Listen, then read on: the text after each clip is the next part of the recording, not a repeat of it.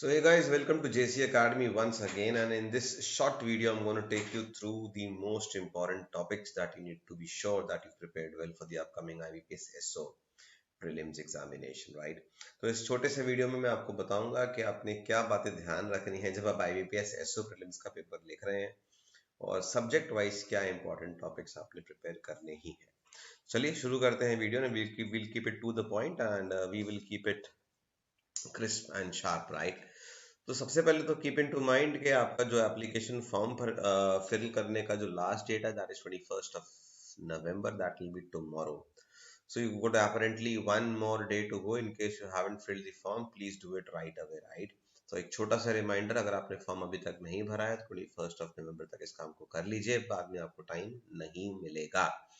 Exam आपका है 24th of December या फिर 31st of December। तो apparently you got almost 35-40 days to prepare for this examination. 35 days, give it take, right? तो अब यहाँ पर 30-35 days I hope you guys are already preparing for this particular examination, और आप लोगों की preparations जो है वो ऑन ट्रैक भी चल रहे हैं। बट मैं आपको अब पास्ट ट्रेंड्स के हिसाब से बताऊंगा कि which are the important topics that you need to make sure कि आपको आते ही हों। Before that, I'm going to just take you through the syllabus. I'm going to take you through the exam scheme for prelims. And this is going to be for IT officer, agriculture officer, and HR and marketing officers. So you will be having 150 questions and they'll be carrying a weightage of 125 marks.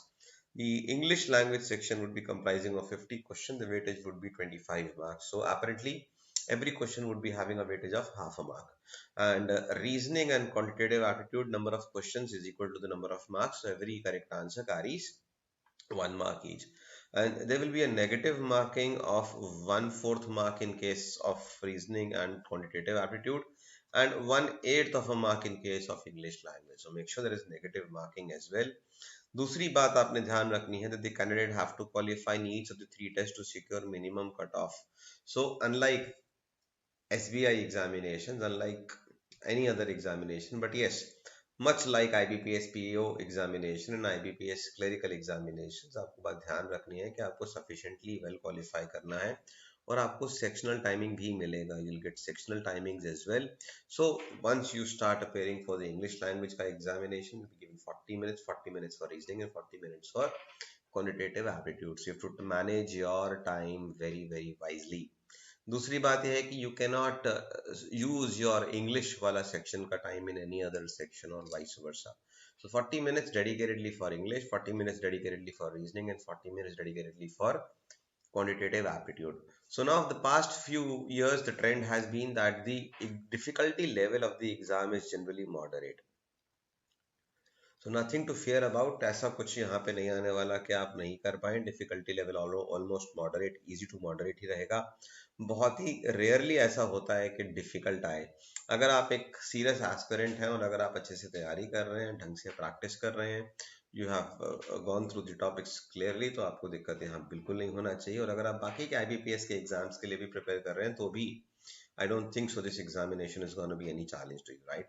But yes, all said and done, आपको practice करना ही पड़ेगा. You will have to go through the entire process. So let me take you through the topic-wise important,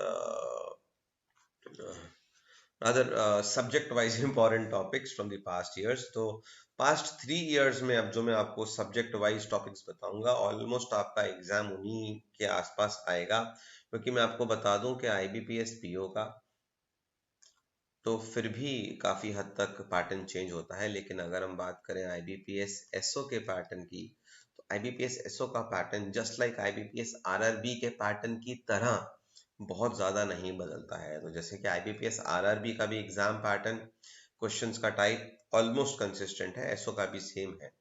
अब बात आती है difficulty level की. तो IBPS SO का जो प्री का जो एग्जाम होता है उसका डिफिकल्टी लेवल कहीं ना कहीं IBPS PO प्री और IBPS RRB PO के आसपास रहता है. तो बहुत ज़्यादा डिफिकल्ट नहीं रहने वाला है, ये मॉडरेट रहने वाला है.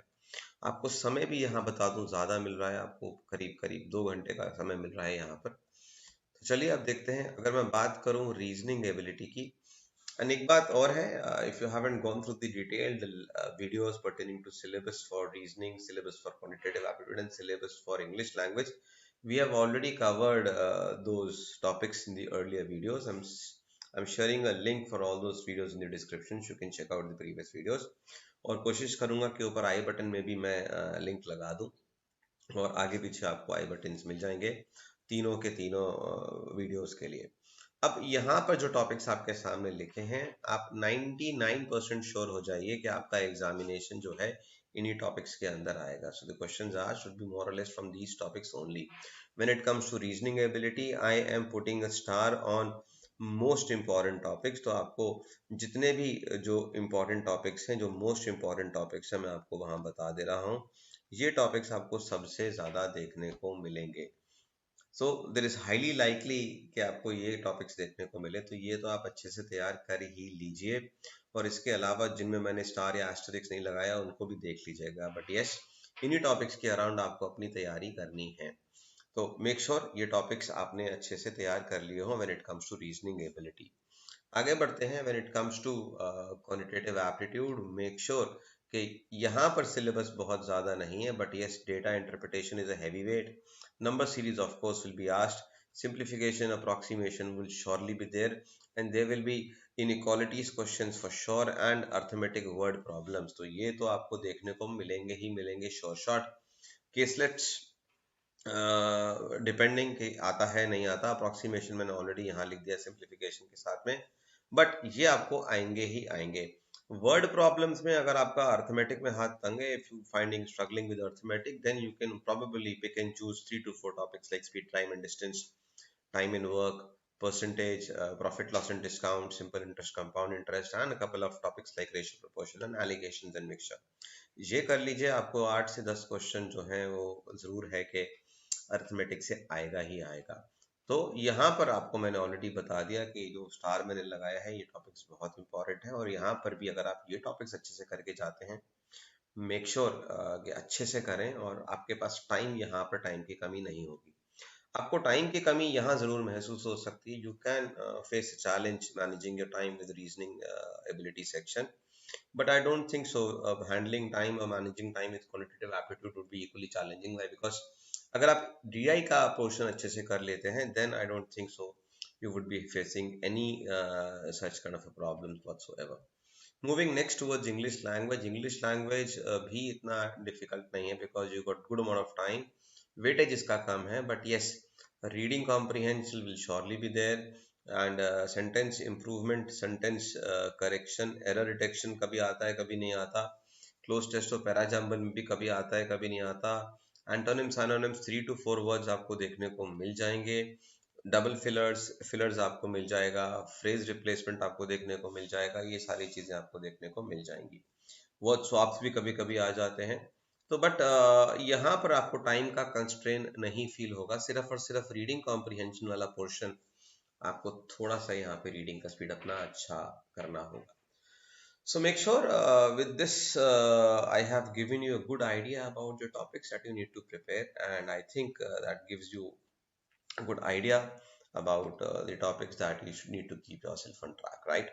Ab I will just tell you the tips to do well in the prelims. Now many students keep calling me and asking me for the cutoff. Now please try and understand, cutoff is not dependent only on one single factor. The cutoff will be dependent on a lot of factors. Number one, number of vacancies. Number two, number of applicants applying with respect to the number of vacancies. तो अगर एक ही vacancy पे 10 की जगह 15 applications आ गए तो जाहिर सी बात है competition will be high, cut off will be high. Number 3, इस पे भी डिपेंड करेगा कि उस दिन एग्जामिनेशन में क्वेश्चंस की डिफिकल्टी लेवल क्या रही। तो ये सारी चीजें हैं। नंबर 4, कभी कभार नॉर्मलाइजेशन की भी रिक्वायरमेंट होती है, तो वहां पर भी आपको कट ऑफ कम या ज्यादा देखने को मिलेगा, राइट? तो पहले से प्रिडिक्ट करना मेरे ख्याल से तो सही नहीं रहेगा, और मैं करूंगा भी नहीं प्रिडिक्ट। हाँ, वो बात अलग है, मैं प्रिडिक्ट कर दूंगा, आप लोग चैट करना शुरू कर देंगे, कमेंट सेक्शन मेरा भर जाएगा, but I am not going in that direction. What I am trying to explain you is to improve your chances to crack the prelims in the very first attempt. The very first thing you need to do is to identify your strong areas. काफ़ी सारे लोग बोलेंगे ये topic कर जाओ, काफ़ी सारे लोग बोलेंगे वो टॉपिक कर जाओ। मैं आपसे सिर्फ इतना कह रहा हूँ, I have already share the list of topics with you. आपको सिर्फ आइडेंटिफाई करने हैं अपने स्ट्रॉन्गेस्ट एरियाज। जो आपके स्ट्रॉन्ग टॉपिक्स हैं उनको बहुत अच्छे से प्रैक्टिस करें, ताकि उनमें से if you face any question from your strong area you should be able to do them with a lot of ease. After that, the next one is that you have to read carefully. Yes, many a times students just don't read properly, they don't read carefully, and they also do not develop their reading speed. So this is one area I would suggest you need to have your best efforts. और यहाँ पे drastic improvement का बहुत ज़्यादा ज़रूरत है. It's not only reading comprehension that expects you to be able to read well, it is also puzzles, it is also DI, it is also caselets, it's also arithmetic problems. तो reasoning और maths में भी आपका reading का speed, reading की capability बहुत ज़्यादा drastically आपका टाइम बचा सकती है. आपको वो क्वेश्चन बार बार नहीं पढ़ना पड़ेगा अगर आपने रीडिंग एबिलिटी अपना डेवलप करा होगा. इस चीज़ को बिल्कुल भी अंडर एस्टिमेट नहीं करें कि सिर्फ और सिर्फ कॉम्प्रिहेंशन में I'll be needing to have a good reading capability, but it is equally needed for your subjects in reasoning and arithmetic, quantitative aptitude rather.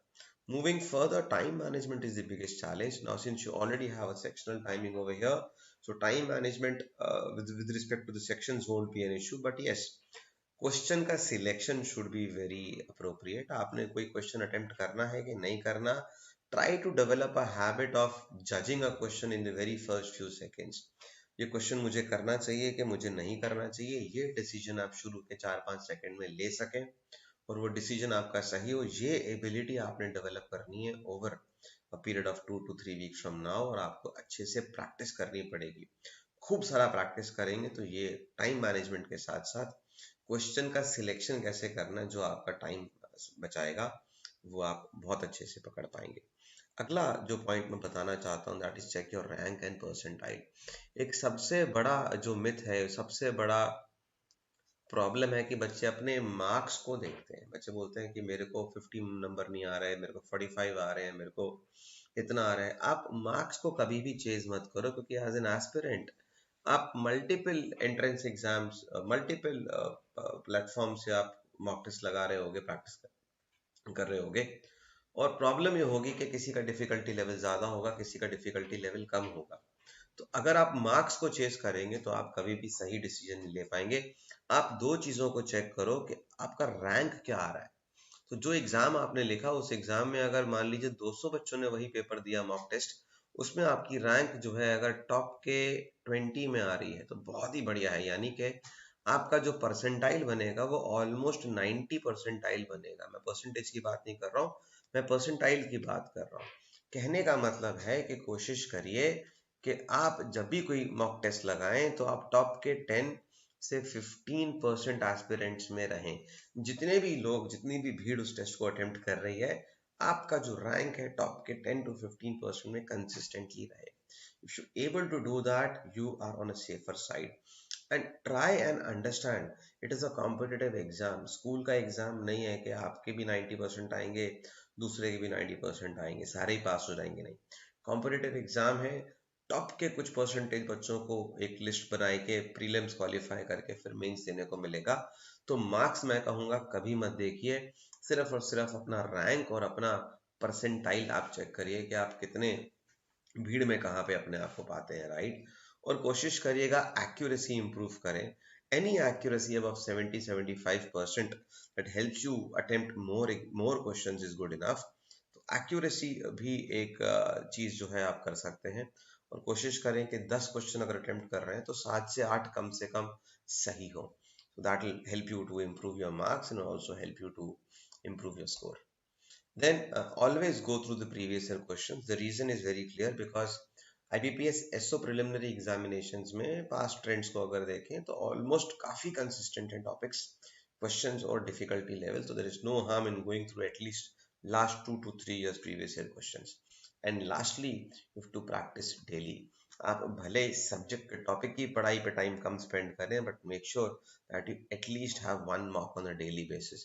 जितना ज़्यादा मॉक लगाएंगे उतना आपको प्रैक्टिस आएगा, उतना आपकी ग्रिप, उतना आपको सीखने को अच्छा मिलेगा. और इसी के साथ एप्लीकेशन पे जेसी एकेडमी के मैं कुछ मॉक्स फ्री दे रहा हूँ आप लोगों को, और नीचे मैं लिंक भी छोड़ दे रहा हूँ जहाँ पर आप जेसी एकेडमी का ऐप डाउनलोड कर सकते हैं और फ्री स्टडी मटेरियल में आप मॉक्स को फ्री लगा सकते हैं। प्रीलिम्स के मैं 5 से 10 मॉक्स आपको फ्री दे दूंगा, बिल्कुल लगाइए, कोई दिक्कत नहीं है। So I hope this video adds value and makes some sense, and don't forget to fill the form if you haven't done so till now. Don't forget to like, share and subscribe this video, and I'll be in touch with you through these short videos.